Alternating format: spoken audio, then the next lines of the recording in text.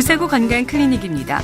우리 어르신들 일기예보를 굳이 보지 않아도요. 무릎이나 어깨 등의 통증이 오면 비가 오나 보다, 비가 올 것 같다라고 말씀들 하시죠. 이렇게 비가 올 때 더 쑤시고 아프다고 알려진 관절염의 원인과 증상 그리고 치료 방법은 무엇일까요? 또 특히 요즘 같은 장마철 관절염 환자의 관리에 대해서도 오늘 자세히 알려드리겠습니다. 세일병원 김종진 원장과 함께합니다. 안녕하세요. 예, 안녕하십니까? 네, 먼저 관절염. 나이 드신 분들이라면 의뢰 다 이 관절염을 알고 계실 것 같은데요. 네네. 어떤 질환인가요? 네, 우선 관절염이라는 것은요, 여러 가지 원인에 의해서 관절을 구성하고 있는 정상 조직의 변화를 유발해서요, 관절의 기능의 장애를 일으키는 질환입니다. 그래서 통증과 함께 운동 제한이라든지 그런 것들이 나타나는 질환을 관절염이라 이렇게 알려져 있습니다. 네, 관절염의 원인에는 어떤 것들이 있는지 궁금한데요. 네네. 대표적인 것에서는요, 누구나 이제 나이가 들면은 그렇죠. 발생할 수 있는 그 퇴행성 관절염이 있을 수 있고요. 네. 그다음에 이제 일반적으로 류마티스 관절염을 들 수 있겠습니다. 그래서 이제 퇴행성 관절염이라는 것은 나이가 들어감에 따라서 많이 사용하게 되면서 연골이 닳아서 통증과 운동 제한이 생기고요. 주로 이제 무릎 관절 같은 그런 데 생기고 되게 이제 여성분들이 많이 생기는 그런 질환으로 알려져 있죠. 네.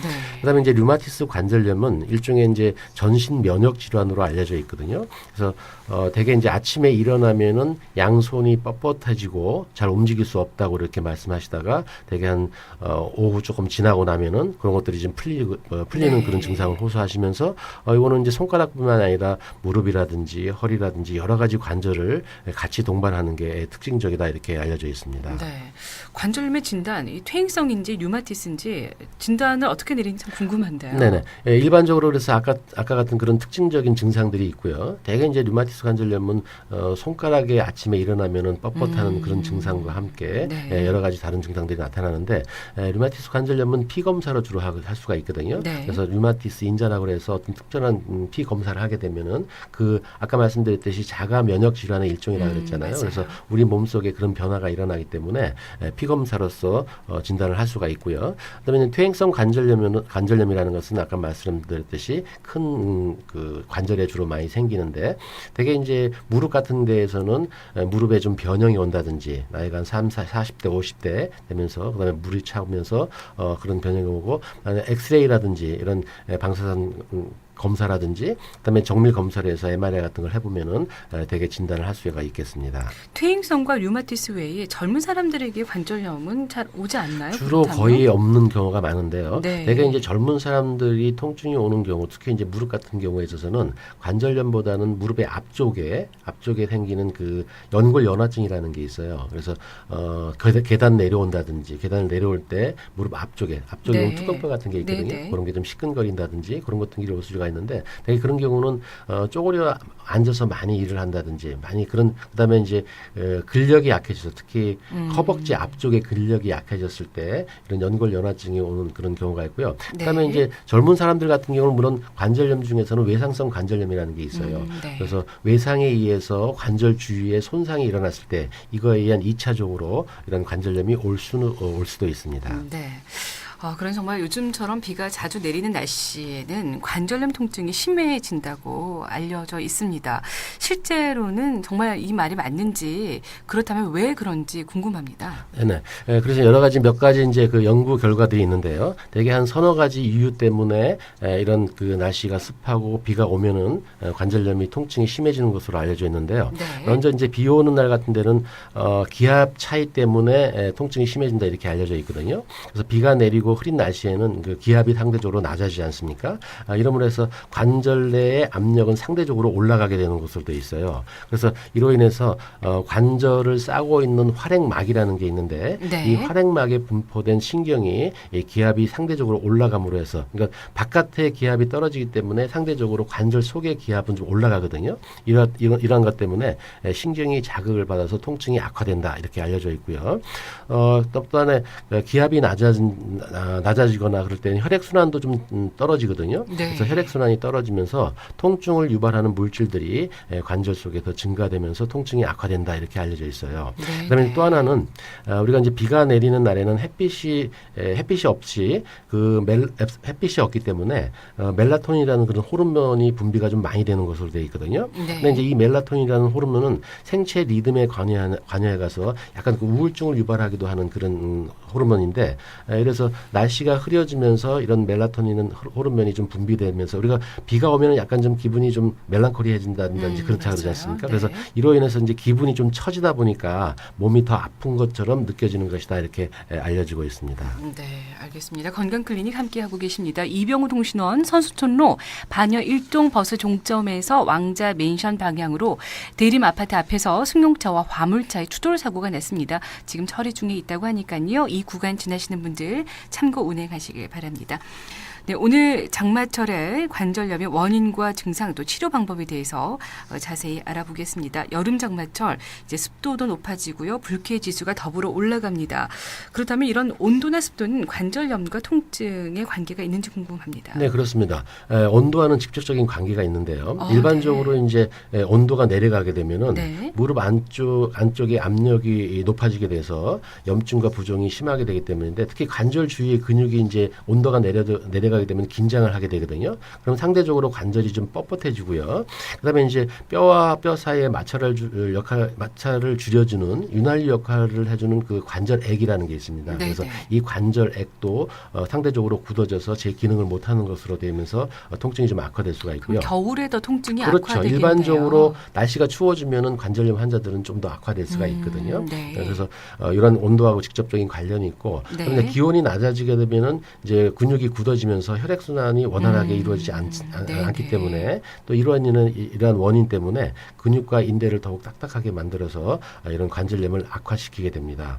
그런데 이제 그래서 이제 습도가 올라가게 되면은 대개 이제 더위를 느끼고 날씨가 덥다 보면 이런 에어컨이나 선풍기에 과다하게 노출되는 경우가 많거든요. 그래서 그렇죠. 이런 장마철이라든지 또 여름철에 관절염이 좀 악화되는 원인 중에 하나가 이런 에어컨이나 선풍기에 과다하게 노출되기 때문에 악화되는 것이 악화될 수 있다 이렇게 말씀드릴 수가 있는데 그래서 여기서 이제 보면은 우리 운전자 가족들 보면은 대개 이제 여름철 날씨가 더우니까 네.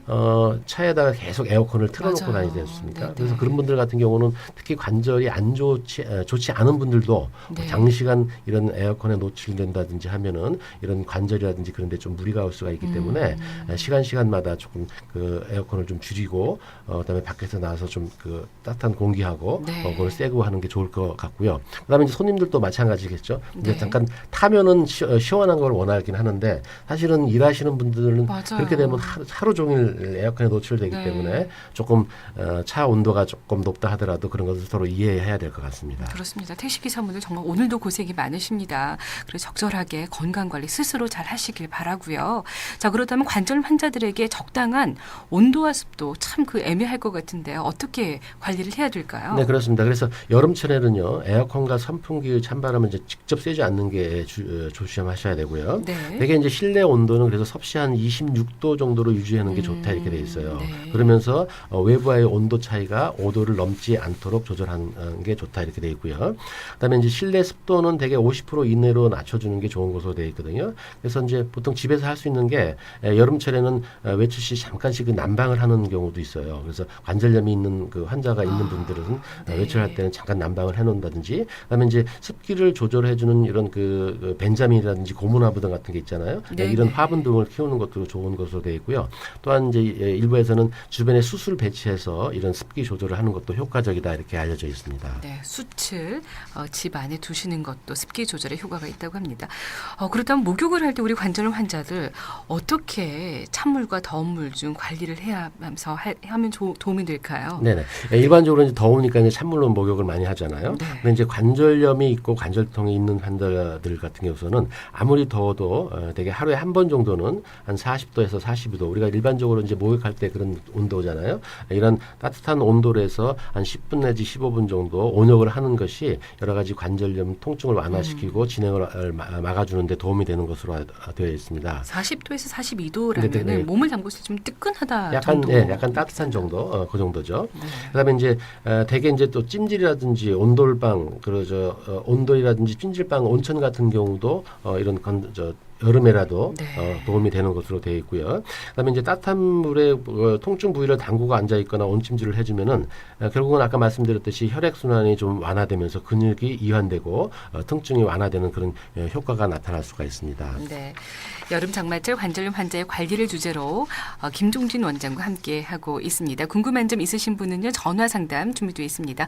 621국에 9490번 혹은 622국에 9490번으로 전화 주시길 바랍니다. 자, 이쯤에서 클리닉 퀴즈 다시 한번 여러분께 알려드릴게요. 오늘 네. OX 문제 준비하셨는데요.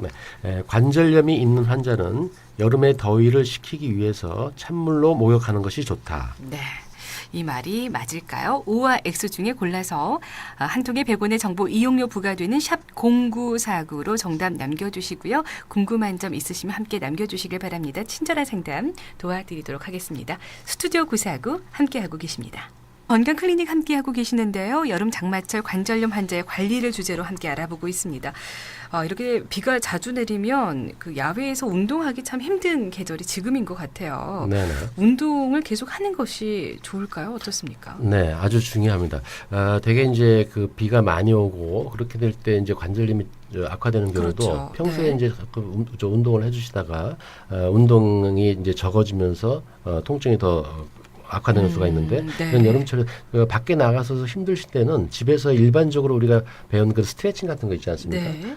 옛날에 보면 이렇게 국민체조 같은 거 있었죠. 네, 네, 네. 그런 체조 같은 그런 동작 같은 거를 꾸준히 해주는 게 관절을 부드럽게 하고 근육이 강화되고 근육이 이렇게 긴장되고 그런 것들을 풀어주기 때문에 운동을 꾸준히 해주는 게 굉장히 중요합니다. 네, 관절염 환자들 그렇다면 어떤 운동이 좋은지 좀 추천을 해주신다면은요. 네네. 대개 이제 그래서 아까 말씀드렸듯이 외부 활동이 어려울 때는요, 하루에 한 20-30분 정도 스트레칭을 하는 게 좋고요. 그다음에 이제 그 외에 실내에서 할 수 있는 그 수영이나 네. 아니면은 요즘에는 대개 보면은 실내 자전거를 집에 갖고 계신 분도 많거든요. 네. 실내 자전거 타기 운동 같은 것도 아주 좋습니다. 특히 이제 물 속에서는 그 부력의 도움으로 해갖고 관절염 환자들이 하기 힘든 그 점프라든지 어떤 비틀기 동작 같은 것도 비교적 쉽게 할 수가 있거든요. 그렇죠. 그래서 이런 물 속에서 꾸준하게 이렇게 운동해 주시는 게 아주 좋고요. 네. 그다음에 그 외에도 이제 물속을 걷거나 간단한 스트레칭 동작을 반복하는 것만으로 하더라도 관절염으로 인한 통증이 완화될 수가 있습니다. 네. 저희 진행 중에 전화 상담이 한 통이 들어왔습니다. 메모를 남기셨는데요. 50대 남성이십니다. 손발이 저리고 굳는 느낌이 들고요. 잘 때도 통증이 있어서 여름에도 전기장판을 켜고 주무신대요. 하지만 종합검사 때는 별 이상이 없다고 하는데요. 참 답답하실 것 같아요. 네네. 사실은 이 증상 자체가 좀 모호하기는 하거든요. 류마티스와 좀 류마티스하고는 조금 구분이- 다르죠. 아, 네, 그런가요? 다른 것 같아요. 네. 손발이 저리고 굳는 느낌이 들고 그다음에 네. 밤에 잘 때도 통증이 있다고 이렇게 말씀하시고 네. 되게 이제 여름에도 날씨가 차가워진 거라 그러면은 더 심해지기 때문에 아마 이제 전기장판을 깔고 맞아요. 잠식을 하는 모양인데 네. 대개 이런 경우에서는 한 두세 가지를 생각해 볼 수가 있거든요. 먼저 하나는 우리가 레이나르드 신드롬이라 그래갖고 우리 몸의 혈관으로 가는 우리가 교감 부교감 신경이라는 게 있거든요. 혈관을 네. 이렇게 수축시키고 팽창시키고 하는 그런 작용을 하는 그런 신경이 있는데 요거에 좀 이상이 생기면서 말초로 가는 혈액순환에 장애가 생기는 그런 경우가 있어요. 그런 경우는 심한 분들은 찬물에 손을 못 담그거든요. 네, 찬물에 네. 담그면 손이 더 이렇게 하얗게 되면서 통증이 심해진다든지 그런 경우가 있을 수가 있어요. 그래서 그런 경우도 생각할 수가 있고요. 또 하나는 말초 혈액순환 장애라 그래서 50대 남성 중에서 혹시 이분이 담배를 많이 피우신지는 모르겠는데 이러한 여러 가지 원인 때문에 말초 혈액순환에 손발로 가는 손발 특히 끝으로 가는 그 혈액순환에 장애가 생기면서 이런 질환이 생기는 수가 있어요. 그래서 우리가 좀 심해진 경우를 우리가 버거스시르 병이라고 하는데 네. 이런 병들을 한번 생각을 해볼 수가 있겠습니다. 그래서 이분은 그 혈액외과 대개 흉부외과에서 그걸 같이 하거든요. 네. 그래서 거기서 말초로 가는 혈액 혈관 자체에 변화가 있는지 네. 우선 그걸 살펴봐야 될 것 같고요. 그다음에 이제 정상적인데 어떤 특정한 조건 하에서 혈관이 수축이 되면서 혈액순환이 안 되는지 그런 검사를 합니다. 그래서 일반적인 종합 검사에서는 나타나지는 않고요. 환자분 같은 지금 문의하신 분 같은 경우에 있어서는 혈관외과 네. 대개 이제 흉부외과에서 그런 거 여러 가지 검사를 하거든요. 그런 데 가서 정밀 검사를 해서 그거에 맞게 치료를 하시면은 도움이 될 듯합니다. 많은 도움이 되셨을 것 같습니다. 원장님 설명이요. 그리고 0945 애청자께서도요. 궁금증을 남기셨는데요. 50대입니다. 오른쪽 어깨가 아프면서 팔꿈치, 손목이 같이 아픕니다. 연관이 있는 건가요? 라는 질문이세요. 네. 그래서 요거는 두 가지를 생각할 수가 있는데요. 오른쪽 어깨가 아프면서 팔꿈치, 손목까지 같이 이렇게 쭉 연관되는 통증이 있을 수가 있고요. 네. 대개 이제 이런 경우에 있어서는 목 디스크도 한번 의심해 볼 수가 있습니다. 네. 대개는 이제 목에서 저 팔로 내려오는 신경이 눌렸을 때 신경 주행 경로에 따라서 그다음에 눌리는 위치에 따라서 어깨부터 시작해서 팔꿈치, 그다음에 손목, 심지어는 심하면은 손끝까지 이런 통증이 연관통이 생길 수가 있습니다. 그래서 이게 같이 서로 쭉 연관되면서 통증이 있는 경우에 있어서는 목 디스크도 생각을 해봐야 될 것 같고요. 근데 이제 어깨만 아프고 그다음에 따로 이제 손목만 아프고 그다음에 팔꿈치만 아프다 이렇게 따로따로 이렇게 서로 연관되지 않아서 아픈 경우에 있어서는 예를 들면은 손을 많이 써서 오는 그런 건초염이라든지 근막염 같은 게 생길 수가 있거든요. 이런 것들이 어깨에도 많이 쓰다 보니까 역시 어깨에도 건초에 근막염이 생기고 팔꿈치라든지 아니면 손목 자체에도 생길 수가 있어요. 그래서 네. 두 가지를 가능성을 같이 생각을 하실 수가 있기 때문에 증상이 계속되시면은 이런 정형외과 전문 병원에 가서 다시 확인해 보시고 그거에 따라서 치료를 하시면은 좋아질 것으로 생각됩니다. 50대 초반의 여성입니다. 하루 종일 서서 일을 하는데요. 하지 정맥도 조금 있고요. 무릎 안쪽이 일어나거나 앉을 때 우리하게 아픕니다. 치료를 받았는데도 또다시 그러네요. 프롤로 주사라고요. 몇 차례 맞았는데 많이 맞아도 괜찮은가요? 라는 질문을 함께 올리셨습니다. 네, 먼저 이제 50대 초반의 여성분인데 이분 같은 경우는 대개 이제 무릎에 퇴행성 관절염이 오는 곳은 무릎의 안쪽부터 오거든요. 주로 네. 바깥쪽보다는 안쪽이 오고 그래서 이제 이게 진행이 되면 O자가 다리가 되는 경우도 있고요. 그다음에 이제 O자 다리가 있는 경우에 있어서는 관절염이 빨리 오기도 합니다. 근데 이제 지금 문의하신 분 그걸 보면은요. 먼저 앉았다가 일어날 때 무릎 안쪽이 뒷다리가 당기듯이 아프다 하는 경우에서는 사실은 50대 초반에는 퇴행성 관절염이 오기에는 좀 빠르거든요. 네. 그래서 오히려 이런 분 같은 경우는 뼈하고 뼈 사이에 반월상 연골이라는 게 있어요. 네. 그래서 반월상 연골이 먼저 손상이 되고 나서 이 반월상 연골이 손상이 완전히 되고 나면 그때부터 급격히 관절염이 올 수가 있거든요. 그래서 반드시 정형외과 전문병원에 한번 다시 가셔서 이 반월상 연골 자체에 이상이 없는지 정밀 검사를 한번 해보시고 만약에 반월상 연골이 이상이 있으면은 다른 치료보다도 그 반월상 연골에 대한 치료를 하셔야지만이 관절염이 악화되는 것을 막아줄 수가 있고요. 알겠습니다. 또 하나는 이제 프롤로라는 것은 일종의 관절염 자체에는 관련이 없고 인대 같은 거를 조금 강화시켜 주는 거거든요. 강화시켜 주는 건데 그게 이제 이 지금 문의 주신 분한테는 얼마나 도움이 있을지는 확실하지는 않을 것 같습니다. 네, 알겠습니다. 197 애청자께서는요. 어머니가 무릎이 아파서 잘 못 걷습니다. 요즘 들어서 심해서 CT를 찍었는데도 별 이상이 없다고 하네요. 계속 뜨거운 찜질을 하고 있는데 뭔가 방법이 없을까요? 네.